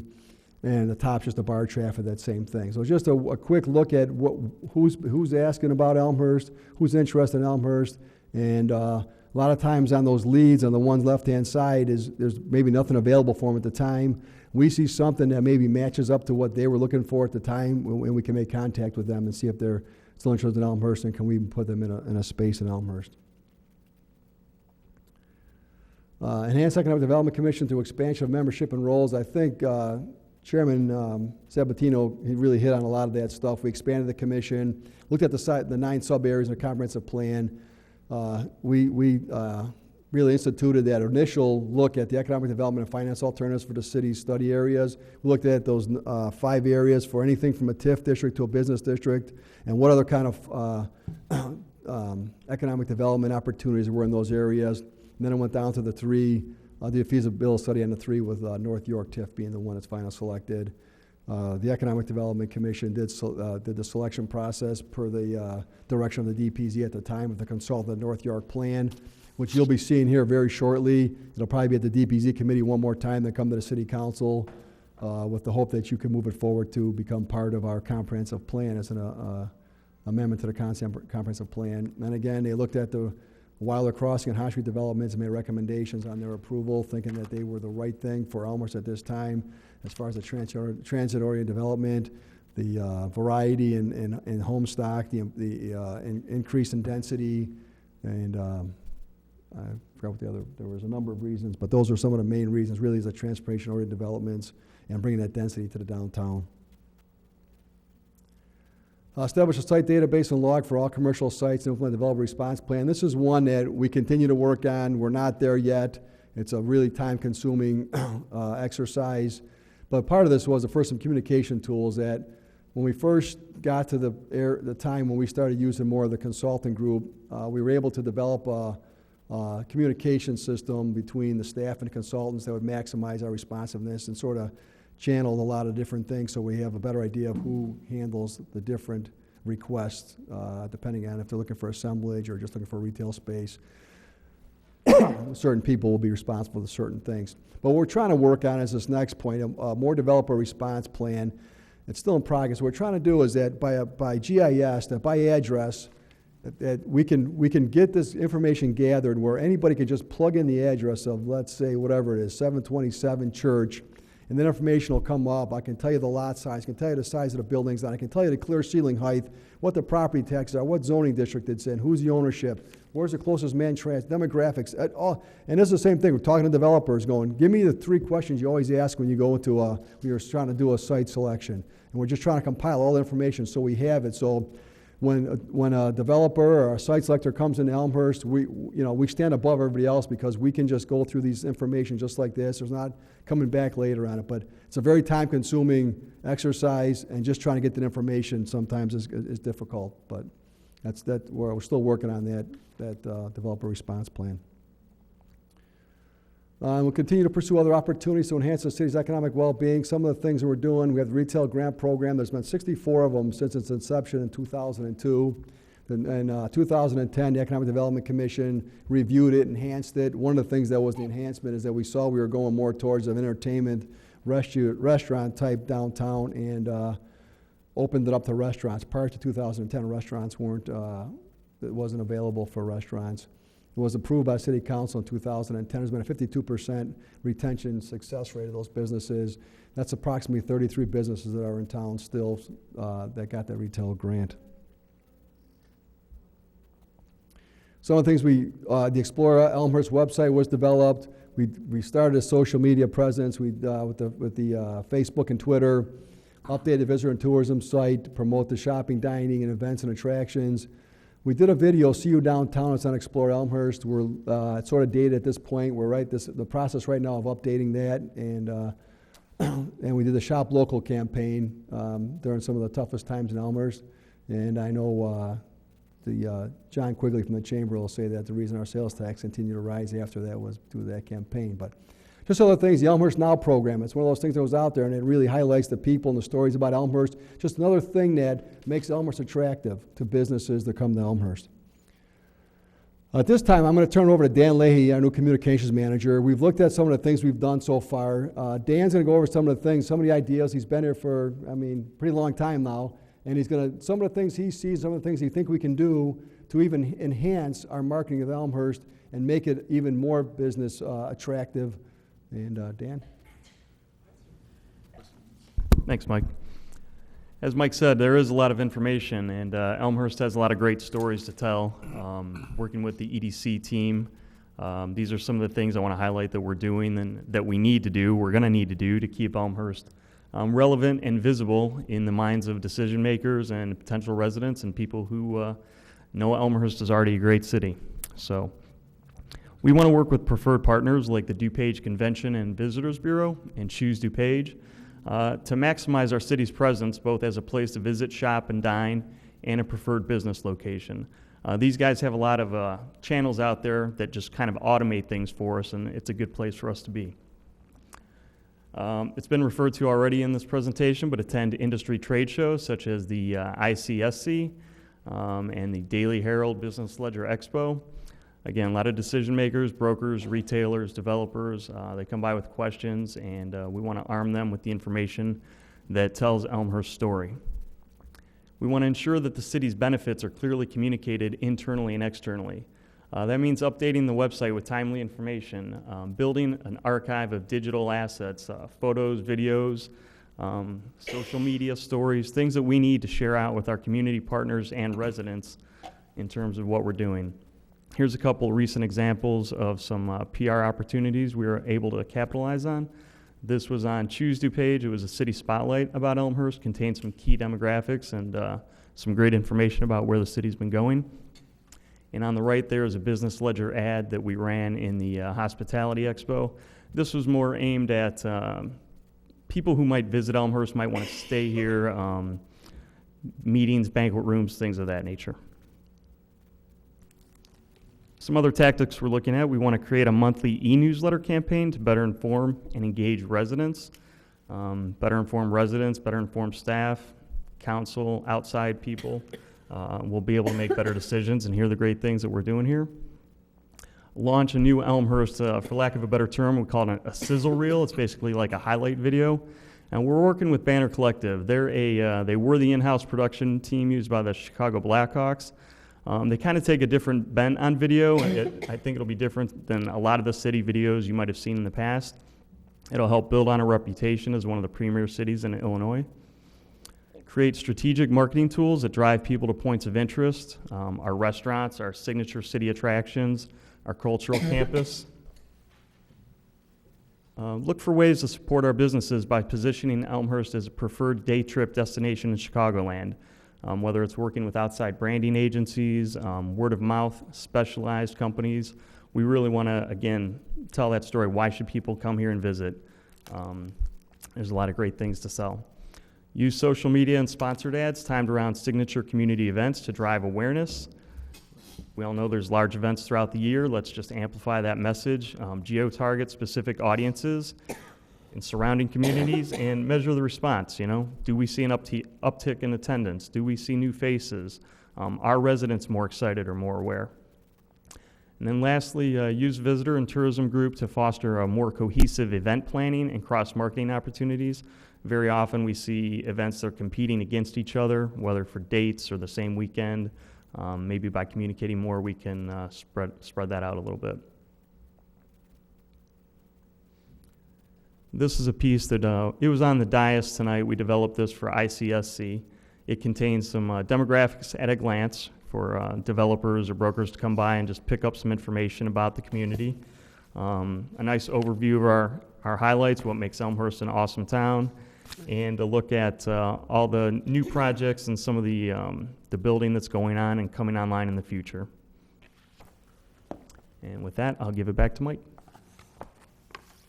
And one of the questions that came up a couple of times tonight was the vacancies in the central business district. So we took a look at it, and what I have on here, well, you can see it or not, but we did a survey of what properties are available at this time in the downtown Elmhurst. You're starting on the right-hand side.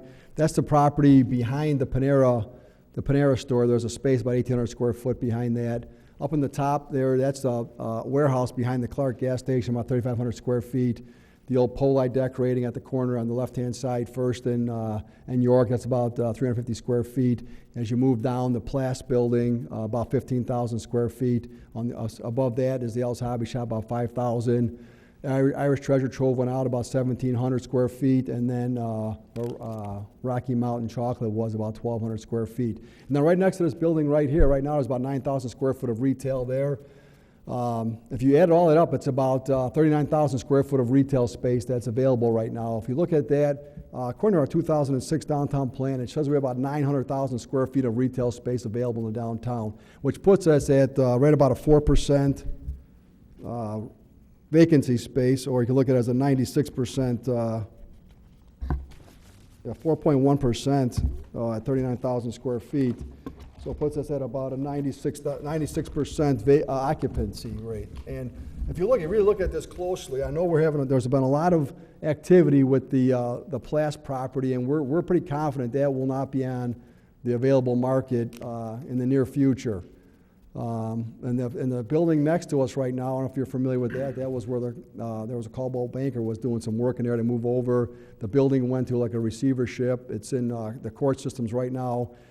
If you could take the 5,000 square feet from there and the 15,000 square feet off, if Plas come offline, it brings us down to about a 1.9% vacancy rate in the downtown. So though some of those are high profile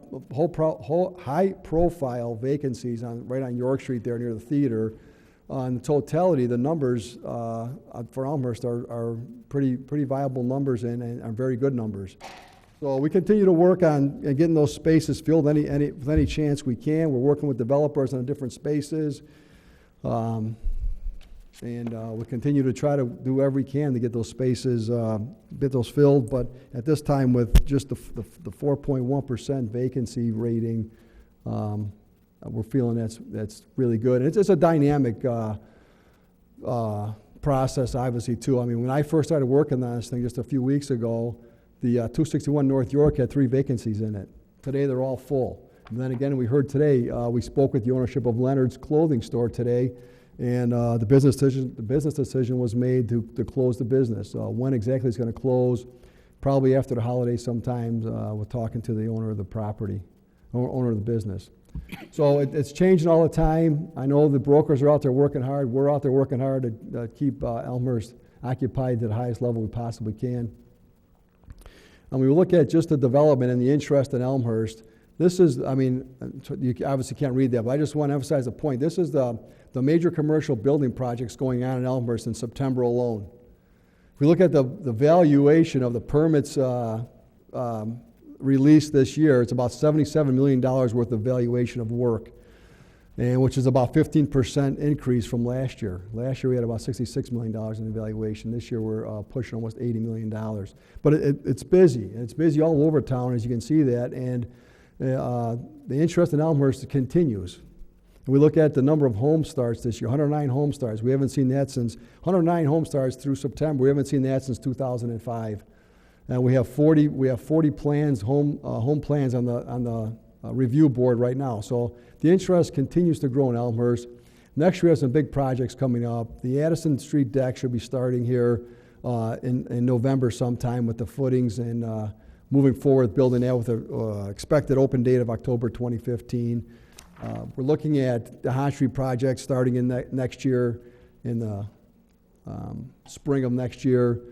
Again, there was some discussion tonight about the surface lot in Addison, moving that forward as far as that works. There's a lot of things that are going to be going on in the downtown Elmhurst, throughout Elmhurst. We've got the Waverton project, and there's a lot going on, a lot of interest in Elmhurst, and we think Elmhurst continues to be desirable, and we'll continue to work on keeping it desirable. Any questions at this time, I'd be glad to take them. Thank you, Assistant City Manager Kopp, and Mark and Bill and everyone else, Dan, who had an opportunity to present to us tonight. A lot of information to digest. Does anybody have any questions at this time for Mike Kopp? Certainly you know where to get a hold of him if you need to. Alderman Bram. Thank you, Mr. Mayor, and thank you, Mike Kopp, and others in the city who assisted with this presentation. I made the request a few months ago, and that's when we started to see Al's Hobby Shop leave, one of the long-term businesses in the city of Elmhurst who left and really, you know, put a little, I guess, sensitivity, a little urgency in some of the residents around town. It's something that has been an icon, if you will, in the city of Elmhurst, downtown city of Elmhurst for so many years. You know, some people believe, or sometimes the perception is that the walls are collapsing around us. And one of the reasons I requested this was for that reason, to pretty much summarize, have us speak to the fact of, you know, what are the tools that the city of Elmhurst offers, because city of Elmhurst doesn't control to 100% degree on what businesses are in town and how long they stay in town. Obviously, there's business plans and other things that impact that. But the other piece of the puzzle is vacancy rates. And I know, you know, Assistant City Manager Kopp, you touched on vacancy rates of the Central Business District, the downtown, being 4%. If you have this information now, that would be great. If not, maybe at a later time. But what is our typical CBD, Central Business District, vacancy rate? You know, maybe within the last handful of years, on average, not exact numbers.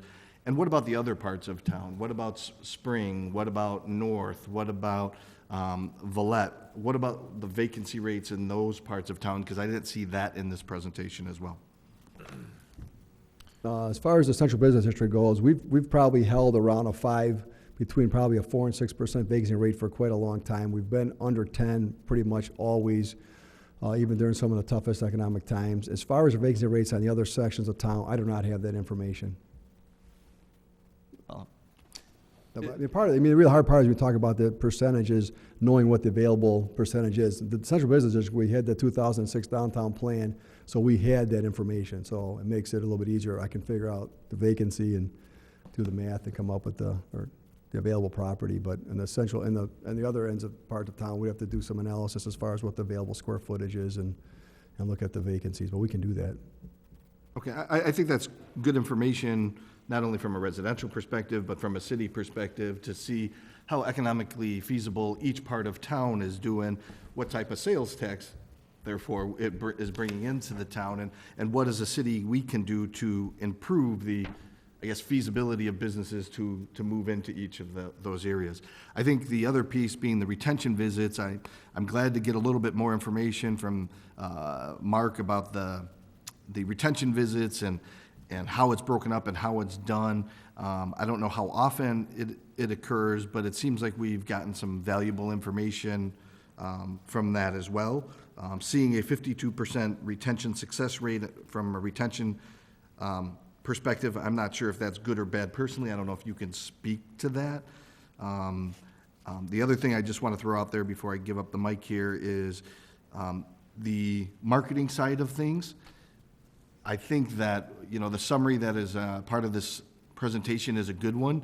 I'm happy to see some of the things that we're planning on doing and we're doing today. I'm very happy to see what I would deem to be an improvement in the website, having a one-stop shop, if you will, in regards to the various tools, in quotes, I guess, that the city of Elmhurst offers, not only new business owners, right, but any business owner to a certain degree. But if you have any other information about the retention visits, that would be great. Yeah, retention visits, we keep a list of all the businesses that have had a retention visit. We try to target specific businesses at certain times, depending on what's going on in the economic world at the time, to try to determine if there's anything we can do to assist those businesses. But it's really up to the captains. It's really up to the economic development commissioners as far as, some are very formal. The one that Bill Shanklin just talked about with his was a very formal one. Some aren't that formal. Some are, as a matter of just going in, you're visiting that business for whatever reason. You take the opportunity to introduce yourself as an economic development commissioner and just try to feel the sense how they're doing and what opportunities do we have. I mean, the one thing that's consistent, and I think Mark and Bill could tell you this, is the satisfaction of the business owners to know that Elmhurst cares. We have one business that just moved in about a year or so ago. They were in a Cook County suburb for 25 years and said they never saw a single person from that municipality. And when we came in, they asked them how they're doing, is there anything we can do to help them? they were very pleased to see that. And I think that these guys could acknowledge that happens quite often. And we do help them when we get the opportunity to do it. But it's really the commissioners. I know we just, this thing that Chairman Sabatino just talked about with the different sub areas, that's just something that's really starting to get developed right now. Before that, it was just you make a visit, and sometimes we get duplication visits and stuff like that. So this will help that opportunity. But it's just good information we're getting on these retention visits, and we'll continue to refine that as time goes on. Alderman Gutenkopf. Just one short question. You said that for businesses that received the retail grants in downtown, the retention rate is 52%. How does that compare with the retention rate for businesses that did not receive grants? That's a good question. I don't know the answer to that. Yeah, because it's a great number, but I can't tell if that's good or bad. Well, the thing of it too, we looked at that, and it was, how do you analyze it? It's been since 2002, and that's 12 years. And with a 52% rate, when you look at the success rate of small businesses in the United States, we thought was a pretty good number. So 33 or 34 of those businesses are still in business today. I mean, and some of them, some were only open for a couple of years, but there's some that got a grant in 2002 that are still open today. But I don't know the answer as far as ones that, businesses in the downtown that did not get the grant and their success rate. I don't have the answer to that. Well, what's the typical success rate for small businesses? Do they last 2 years, 10 years? There's got to be some measure that we can compare this against. It depends on the type of business. Oh, so how do we know that what we're doing is keeping them here? Isn't that really the fundamental question? The idea of that grant is to get them here more than is to keep them here. So it's the retail grant. You get that grant prior to opening your business. And it's supposed to be an attract, an incentive to bring you to Elmhurst, that you can get the grant up to $10,000 to help you open your business. Okay. Wow.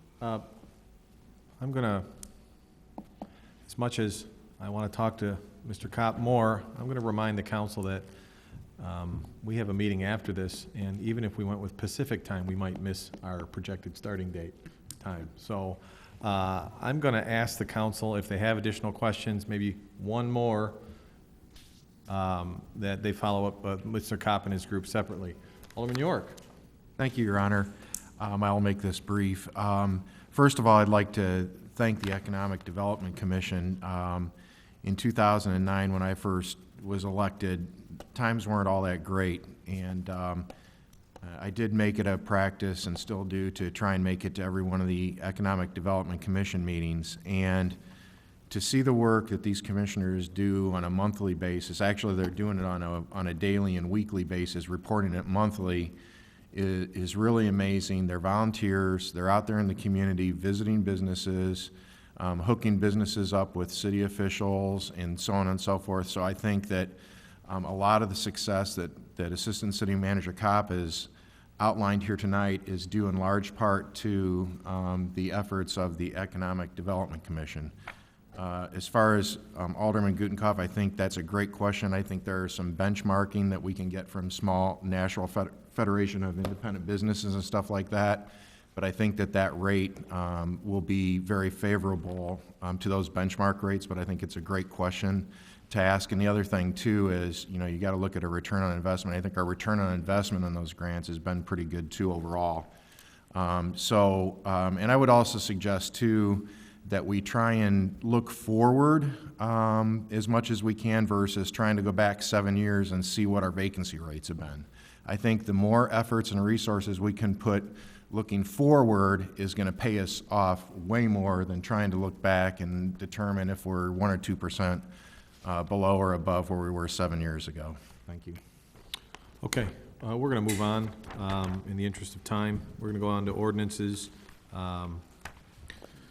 We, as of this morning, yes, Mr. Grabowski? Yes. We issued some GO bonds, so do I have an ordinance to read? I do. Do I? Yes, you do. Where is it? I don't have it. I got it. All right, Clerk Spencer, I'd ask you to read the ordinance. An ordinance providing for the issuance of $9,375,000 general obligation bonds, Series 2014B of the City of Elmhurst, DuPage, and Cook Counties, Illinois, for the purpose of financing various capital improvements, refunding certain outstanding general obligation bonds, and paying the expenses incident thereto, and providing for the levy and collection of a district annual tax sufficient for the payment of the principal of and the interest on said bonds. Great. To put this before the council, I'll ask for a motion to approve ordinance as read. Motion by Alderman York, second by Alderman Dunn.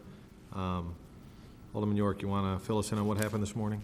Thank you, Your Honor. I'd love to. This is one of those good news situations, and if the council would agree, I would like to ask to suspend the rule so that we have a representative from Spear Financial who handles all these bond matters for the city with us this evening, Mark Geratina. And if we could suspend the rules to allow him to address the council, I think that would be helpful for everybody. 1 second. Everyone okay with that? Get a detailed explanation of what we did? I'm going to go with consensus. Yes. Go ahead, sir. Good evening. We took bids this morning for the city's general obligation bonds, Series 2014B, and they were used to advance refund the Series 2008 and provide for capital improvements within the city. We received 29 total bids from 6 different bidders. The winning bidder was Piper Jaffray out of Minneapolis, Minnesota, with an interest rate of 2.46% over 20 years, which is a very, very good rate. We were originally planning at a 3%, so this is a very favorable sale. By refunding the Series 2008 bonds, the city accomplished debt service savings of $637,000 over the life of the issue, or 10.1% of refunded principal. The city also had its AAA credit rating affirmed by Standard & Poor's. This credit rating is a very good report card for the city.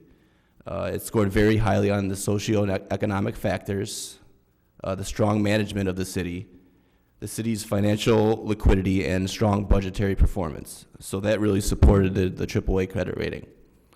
This rating was a significant factor in contributing to the low interest costs of the city's bond issue. The process worked very well. We're very pleased with it, and I'd be happy to answer any questions that you may have. Okay, that sounds like good news. Any questions or comments? Alderman York. Thank you, Your Honor. I think that one thing I wanted to point out to everybody is on the documents that were attached to board docs, there's an award packet, and I would just like everybody in the city council, if they have an opportunity, to take a look at the last 4 pages of that award packet. It kind of explains the strength, as Mark just mentioned, of the management and the financial strength of the city of Elmhurst, and certainly leads to the great position that we're in and the wonderful, wonderful bids that we get for our debt issuances as we roll forward into stormwater projects where we fully understand that there's going to be some debt required to do these projects, to be able to do it at a very attractive rate. I don't know that we can count on 2.5% rates going forward, but to be able to be on the lower end of, on the favorable end of interest rate perspective is just wonderful, and I think everybody should take note of that. And I'd like to thank the city staff and the city councils for managing and giving direction to achieve these goals. Okay. Any other comments or questions? I'd like to also extend my gratitude to city staff and everyone for their hard work to refinance our debt and save the citizens over $650,000 in future payments is just tremendous. And I get asked a lot of times, and this is the reason why I brag about our AAA rating, because without the hard work and the effort, we don't get that AAA rating and we don't get these rates. And it actually does mean something. It results in a savings. So thank you very much. Any other questions or comments as it relates to this in general? Seeing none, I'll ask Clerk Spencer to please call a roll.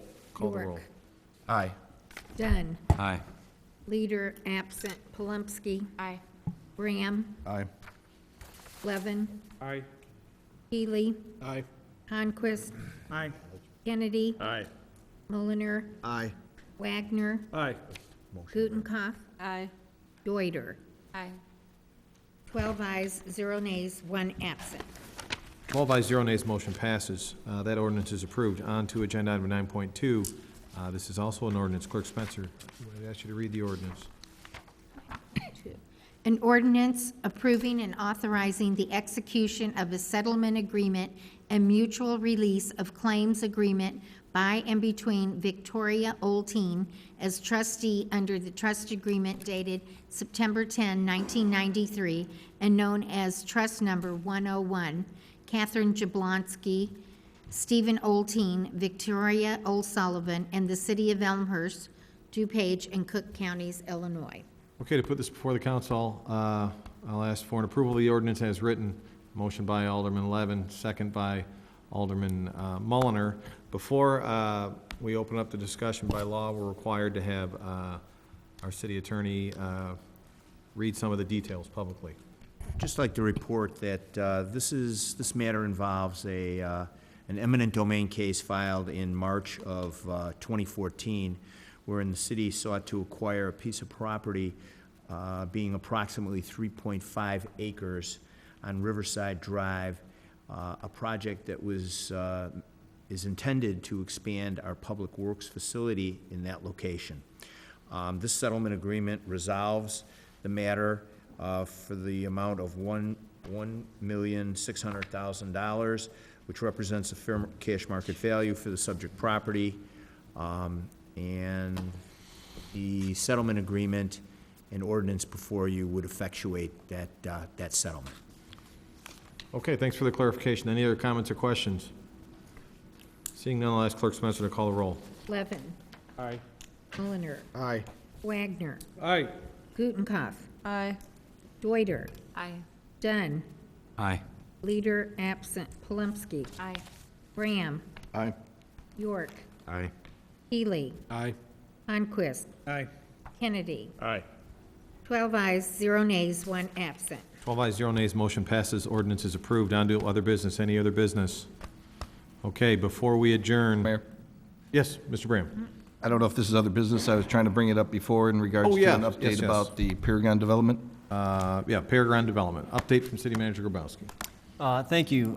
What I can tell the council is that the demolition has begun with the removal of asbestos in the building. The developer continues to work with potential tenants on the space, and we certainly await and are anxious for them to start actual demolition of the building. In the meantime, we're keeping an eye on it to make sure it remains safe for the public. Okay. All right. But before I ask for a motion to adjourn, just remind everyone, we're meeting back as Committee of the Whole. City Manager Grabowski and staff need about 5 minutes to set up. So we'll take a 5-minute break and see you back here in 5 minutes. I'll entertain a motion to adjourn. York, second by Alderman Mulliner. All in favor? Aye. Opposed? We're adjourned. See you in 5. Thank you.